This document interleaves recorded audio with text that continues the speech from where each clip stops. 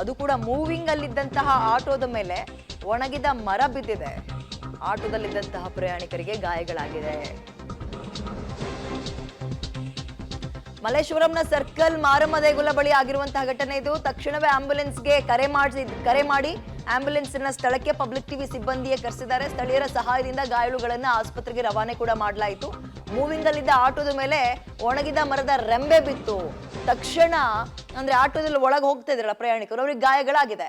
ಯಾರು ಕೂಡ ಸಹಾಯಕ್ಕೆ ಇರ್ಲಿಲ್ಲ. ಆಟೋದ ಪರಿಸ್ಥಿತಿ ನೋಡಿ ಇಲ್ಲಿ, ಆ ಮೇಲ್ಗಡೆ ಟಾಪೇ ಇಲ್ಲ, ಟಾರ್ಪೇಲ್ ತರ ಇರುತ್ತಲ್ಲ, ಅದಿಲ್ವೇ ಇಲ್ಲ. ಪಾಪ ಅದ್ರೊಳಗಿದ್ದಂಥವ್ರಿಗೆ ಗಾಯಗಳಾಗಿದೆ. ತಕ್ಷಣಕ್ಕೆ ಪಬ್ಲಿಕ್ ಟಿವಿ ಸಿಬ್ಬಂದಿ ಅಲ್ಲಿದ್ರು. ಆಂಬ್ಯುಲೆನ್ಸ್ಗೆ ಫೋನ್ ಮಾಡಿ ಅಲ್ಲಿ ಕರೆಸಿ ಅವ್ರನ್ನ ಆಸ್ಪತ್ರೆಗೆ ಸೇರಿಸುವಂತಹ ಕೆಲಸ ಕೂಡ ಆಗಿದೆ. ಬಟ್ ನಿಜಕ್ಕೂ ಕೂದಲೆಳೆ ಅಂತರದಲ್ಲಿ ದೊಡ್ಡ ಅನಾಹುತ ತಪ್ಪಿದೆ ಅಂತಲೇ ಹೇಳ್ಬೋದು.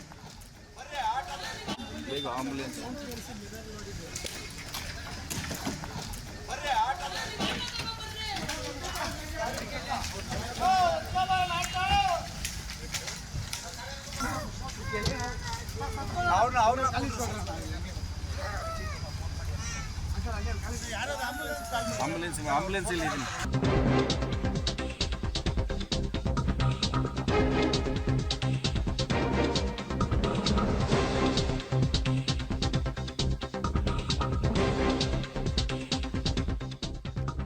ರಸ್ತೆ ಅಪಘಾತದಲ್ಲಿ ರೈತರೊಬ್ರು ಸಾವನ್ನಪ್ಪಿದ್ರಲ್ಲ, ಆ ಪ್ರಕರಣಕ್ಕೆ ಸಂಬಂಧಪಟ್ಟಂತೆ ಟ್ವಿಸ್ಟ್ ಮೇಲೆ ಟ್ವಿಸ್ಟ್ ಸಿಗ್ತಾ ಇದೆ. ಇಲ್ಲಿ ಆಗಿರುವಂತಹ ಘಟನೆಯೇ ಬೇರೆ.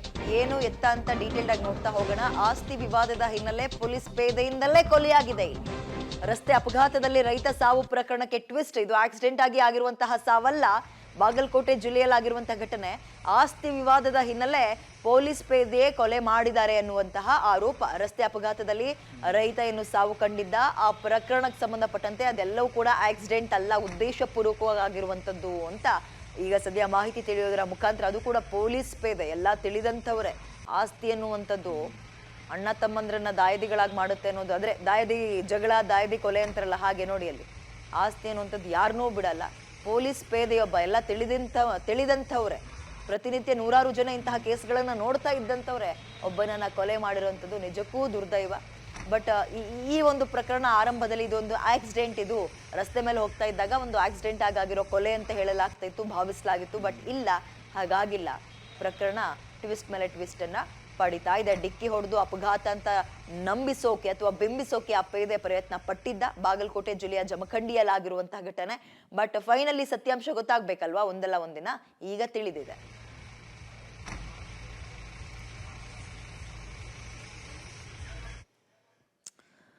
ಸಿಎಂ ಸಿದ್ದರಾಮಯ್ಯ ಅವರು ಡೆಲ್ಲಿ ಪ್ರವಾಸದಲ್ಲಿದ್ದಾರೆ. ಇವತ್ತು ಅವರ ಹೈಕಮಾಂಡ್ ನಾಯಕರನ್ನಷ್ಟೇ ಅಲ್ಲ, ಪಿಎಂ ಮೋದಿ ಅವರನ್ನು ಕೂಡ ಭೇಟಿ ಮಾಡ್ತಾ ಇದ್ದಾರೆ. ಬೆಳಗ್ಗೆ 11 ಗಂಟೆಗೆ ಸಂಸತ್ ಭವನದಲ್ಲಿ ನಾಯಕರನ್ನ ಭೇಟಿ ಮಾಡ್ತಾರೆ. ಯಾಕಂದ್ರೆ ರಾಜ್ಯದಲ್ಲಿ ಭೀಕರ ಬರ ಇದೆಯಲ್ಲ, ಹಾಗಾಗಿ ಕೇಂದ್ರದಿಂದ ಪರಿಹಾರವನ್ನ ಕೂಡ ಸಿಎಂ ಸಿದ್ದರಾಮಯ್ಯ ಅವರು ಇವತ್ತು ಮೋದಿ ಅವರನ್ನ ಭೇಟಿಯಾಗಿ, ಮತ್ತು ಬಿಜೆಪಿ ಕೇಂದ್ರದಲ್ಲಿರುವಂತದ್ದು ಬಿಜೆಪಿ ಸರ್ಕಾರ, NDA ಸರ್ಕಾರ, ಅವರುಗಳಿಗೆ ಒತ್ತಾಯ ಮಾಡೋ ಸಾಧ್ಯತೆ ಇದೆ. ಮೋದಿ ಬಳಿಕ ಅಮಿತ್ ಶಾ ಅವ್ರನ್ನ ಕೂಡ ಭೇಟಿಯಾಗೋ ಸಾಧ್ಯತೆ ಇದೆ ಸಿಎಂ ಸಿದ್ದರಾಮಯ್ಯ. ಬರ ಪರಿಹಾರ ಬಿಡುಗಡೆ ಸಮಿತಿಯ ಅಧ್ಯಕ್ಷರಾಗಿದ್ದಾರೆ ಅಮಿತ್ ಶಾ ಅವರು. ಹಾಗಾಗಿ ಮೋದಿ ಅವ್ರನ್ನ ಮಾತ್ರ ಅಲ್ಲ, ಅಮಿತ್ ಶಾ ಅವ್ರನ್ನು ಕೂಡ ಭೇಟಿಯಾಗಿ, ಅವಕಾಶ ಸಿಕ್ಕಲ್ಲಿ ಭೇಟಿಯಾಗಿ ಪರಿಹಾರಕ್ಕೆ ಮನವಿ ಮಾಡಿಬರುವಂತಹ ಸಾಧ್ಯತೆ ಇದೆ. ಈಗಾಗಲೇ ಡೆಲ್ಲಿ ಪ್ರವಾಸದಲ್ಲಿದ್ದಾರೆ ಸಿಎಂ ಸಿದ್ದರಾಮಯ್ಯ. ಇವತ್ತು NDA ಸರ್ಕಾರ, ಕೇಂದ್ರ ಸರ್ಕಾರ, ಅಂದ್ರೆ ಕೇಂದ್ರದಲ್ಲಿ ಆಡಳಿತ ನಡೆಸ್ತಾ ಇರೋದ್ರಿಂದ ರಾಜ್ಯದಲ್ಲಿ ಬರ ಅನ್ನುವಂಥದ್ದು ತಾಂಡವಾಡ್ತಾ ಇದೆ. ಹಲವು ಕಡೆ ಬರ ಪೀಡಿತ ಜಿಲ್ಲೆ ಅಂತ ಘೋಷಣೆ ಕೂಡ ಆಗಿದೆ, ಆದ್ರೆ ಪರಿಹಾರ ಇನ್ನೂ ಕೂಡ ಬಿಡುಗಡೆ ಮಾಡಿಲ್ಲ. ಅದಕ್ಕೆ ಕೇಂದ್ರಕ್ಕೆ ಒತ್ತಾಯ ಮಾಡುವಂತಹ ಸಾಧ್ಯತೆ ಇದೆ. ಒತ್ತಾಯ ಅನ್ನೋದಕ್ಕಿಂತ ಮನವಿಯನ್ನ ಸಲ್ಲಿಸಿ ಬರೋ ಸಾಧ್ಯತೆ ಇದೆ. ಬರ ಪರಿಹಾರ ಬಿಡುಗಡೆ ಸಮಿತಿಯ ಅಧ್ಯಕ್ಷರೇ ಅಮಿತ್ ಶಾ ಅವರು. ಮೋದಿ ಅವ್ರನ್ನ ಮಾತ್ರ ಅಲ್ಲ, ಅಮಿತ್ ಶಾ ಅವ್ರನ್ನು ಸಾಧ್ಯ ಆದ್ರೆ ಭೇಟಿ ಮಾಡಿ ಬರ್ತಾರೆ ಸಿಎಂ ಸಿದ್ದರಾಮಯ್ಯ ಅನ್ನೋ ಮಾಹಿತಿ ಇದೆ. ಸೊ ನೋಡೋಣ ವಾಪಸ್ ಬರ್ತಾ ಯಾವ ಸುದ್ದಿಯನ್ನ ತರ್ತಾರೆ, ಹೊತ್ತು ತರ್ತಾರೆ ಸಿಎಂ ಸಿದ್ದರಾಮಯ್ಯ ಅಂತ.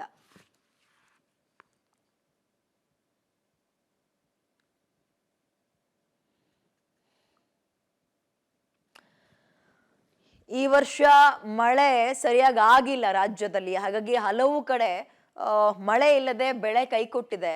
ಬರಪೀಡಿತ ಜಿಲ್ಲೆಗಳು ಅಂತ ಕೂಡ ಕೆಲವೊಂದು ಜಾಗವನ್ನ ಘೋಷಣೆ ಮಾಡಲಾಗಿದೆ. ಅವ್ರಿಗೆ ಬರ ಪೀಡಿತ ಅಂದ್ರೆ ಹಣವನ್ನ ಕೊಡ್ಬೇಕಲ್ಲ ಇಷ್ಟಿಷ್ಟು ಅಂತ ಕೇಂದ್ರ ಸರ್ಕಾರಕ್ಕೆ ಮನವಿ ಕೊಟ್ಟು ಬರುವಂತಹ ಸಾಧ್ಯತೆ ಇದೆ ಇವತ್ತು ಸಿಎಂ ಸಿದ್ದರಾಮಯ್ಯ ಅವರು. ಕರೋನಾ ದೇಶದಲ್ಲಿ ಹೆಚ್ಚಾಗಿ ಸದ್ದು ಮಾಡ್ತಾ ಇದೆ. ಹೋದ್ಯ ಪಿಶಾಚಿ ಅಂದ್ರೆ ಬಂದೆ ಗವಾಕ್ಷಿಲಿ ಅನ್ನೋ ರೀತಿಯಲ್ಲಿ ಹೊಸ ವೇವ್ ಮುಖಾಂತರ ಮತ್ತೆ ಜನರನ್ನ ಒಂದ್ ರೀತಿ ಆತಂಕಕ್ಕೆ ತಳ್ತಾ ಇದೆ. ಹೊಸ ವರ್ಷ ಬಂತು, ಕ್ರಿಸ್ಮಸ್ ಹಬ್ಬ ಬಂತು, ಇನ್ನೇನು 2-3 ದಿನ ಕ್ರಿಸ್ಮಸ್ ಹಬ್ಬ ಬಂದ್ಬಿಡುತ್ತೆ.